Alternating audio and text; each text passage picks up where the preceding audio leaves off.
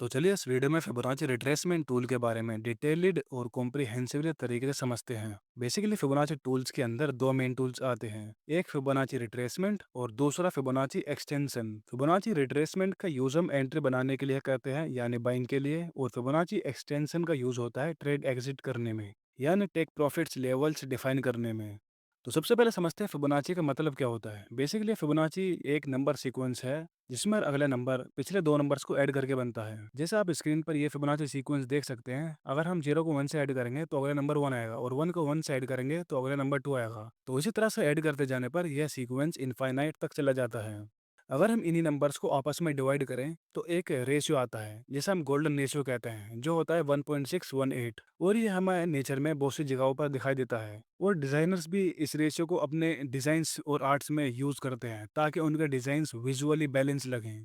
तो चलिए Fibonacci retracement tool को अच्छे से समझते हैं। तो जैसे ही आप लोग जानते होंगे, मार्केट कभी भी एक सीधी लाइन में मूव नहीं करता है। मार्केट हमेशा स्टेयर्स की तरह यानी सीढ़ियों की तरह मूव करता है। तो अप ट्रेंड हो या डाउन ट्रेंड, तो पहला होता है एक इम्पल्सिव मूव, फिर आता है करेक्शन जिसे हम रिट्रेसमेंट कहते हैं। यह रिट्रेसमेंट कोई ट्रेंड रिवर्सल नहीं होता, इसे मार्केट ब्रीदिंग कहते हैं। तो चलिए फिबोनाची रिट्रेसमेंट के पर्पसेस को जानते हैं। पहला, ये किसी भी ट्रेंड में इम्पल्सिव मूव के बाद होने वाले रिट्रेसमेंट को मेजर करता है। दूसरा, रिट्रेसमेंट के दौरान यह डायनेमिक सपोर्ट और रेजिस्टेंस लेवल आइडेंटिफाई करता है, अप ट्रेंड में सपोर्ट और डाउन ट्रेंड में रेजिस्टेंस। तीसरा, अप ट्रेंड में यह हमें सही जगह बाय करने में मदद करता है, और डाउन ट्रेंड में सही जगह सेल, जिससे हमारा रिस्क रिवॉर्ड रेशियो इंप्रूव होता है, क्योंकि एंट्री और एग्जिट बेटर प्राइस पर होती है।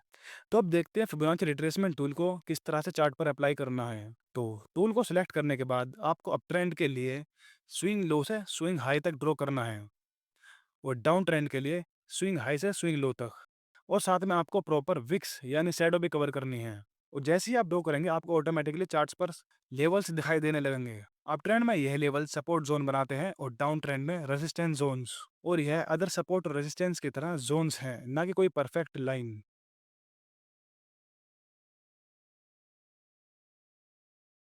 यह लेवल फिबोनाची सीक्वेंस के मैथमेटिकल कैलकुलेशन पर बेस्ड होते हैं, जिनका कैलकुलेशन आप चार्ट पर देख सकते हैं।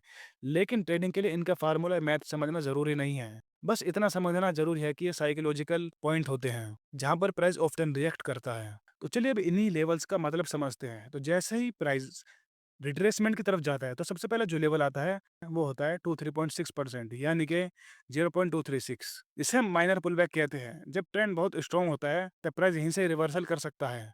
फिर उसके बाद जो आता है वो होता है 38.2%, यानी 0.382, इसे हम सेल रिट्रेसमेंट लेवल कहते हैं। अगर ट्रेंड की स्ट्रेंथ मॉडरेट हो तो ये level common pull back point है। फिर उसके बाद आता है 50.0%, यानी कि 0.500। ये फिबोनाची लेवल नहीं है, यह एक स्ट्रॉन्ग साइकोलॉजिकल लेवल है। कई बार प्राइस यहीं से ही रिवर्सल दिखाता है। और अब आता है मोस्ट इंपॉर्टेंट लेवल, जो होता है 61.8%, यानी कि 0.618, इसे हम गोल्डन रेशियो कहते हैं। यह सबसे ज़्यादा मोस्ट पावरफुल और रिलायबल लेवल होता है। मोस्टली प्राइस यहीं से अपना शार्प मूव दिखाता है। और अब आता है लास्ट लेवल, जो होता है 78.6%, यानी कि 0.786, जिसे हम डीप रिट्रेसमेंट लेवल कहते हैं। अगर प्राइस यह लेवल भी तोड़ देता है तो ट्रेंड रिवर्सल का स्ट्रॉन्ग सिग्नल होता है, यानी अप ट्रेंड डाउन ट्रेंड में बदल सकता है और डाउन ट्रेंड अप ट्रेंड में। तो ये लेवल 100% एक्यूरेट नहीं होते। अगर हम इन्हें अदर सपोर्ट रेजिस्टेंस के साथ ओवरलैप करेंगे तो इनकी रिलायबिलिटी और ज़्यादा इंक्रीज हो जाएगी। और साथ में आपको पुल बैक कन्फर्मेशन के लिए आपको पीए यानी प्राइस एक्शन कन्फर्मेशन आना चाहिए। तो प्राइस एक्शन किन किन चीज़ों से कन्फर्म हो सकता है, तो उससे रिलेटेड हम कुछ की पॉइंट्स कवर कर लेते हैं। जैसे कि हमने जाने कि अगर आप इन लेवल्स को अदर सपोर्ट और रेजिस्टेंस, यानी कि चाहे साइकोलॉजिकल हो या फिर हिस्टोरिकल या फिर ट्रेंड लाइन, अगर यहाँ पर साथ में ओवरलैप होती है तो उसकी रिलायबिलिटी और ज़्यादा इंक्रीज हो जाती है। दूसरा, आपको कैंडलस्टिक पैटर्न देखना आना चाहिए, जैसे एंगल्फिन या फिर हैमर। तीसरा, आपको वॉल्यूम कन्फर्मेशन आना चाहिए। चौथा, आप ब्रेक ऑफ स्ट्रक्चर देख सकते हैं। पांचवा, आपको लिक्विडिटी ग्रैब या फेक आउट से बचना आना चाहिए। तो चलिए फिबोनाची रिट्रेसमेंट से रिलेटेड कुछ की पॉइंट्स कवर कर लेते हैं, जो कि मैंने बीच में इसलिए कवर नहीं किया ताकि जो है वीडियो कॉम्प्लेक्स ना हो जाए।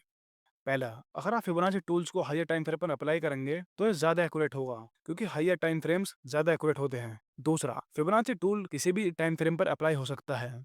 तीसरा, गोल्डन रेशियो यानी कि 61.8%, यानी कि 0.618, यह सबसे ज़्यादा पावरफुल और मोस्ट रेस्पेक्टेड लेवल होता है। इस पर प्राइस का रिएक्शन ऑफ्टन शार्प और सिग्निफिकेंट होता है। चौथा, यह टूल बेस्ट काम करता है स्ट्रॉन्ग ट्रेंडिंग मार्केट में, जहां पर प्राइस क्लियर ट्रेंड फॉलो कर रहा हो। पांचवा, रिस्क मैनेजमेंट। कभी भी एक ट्रेड में अपने कैपिटल का 1 या 2% से ज्यादा रिस्क मत लेना।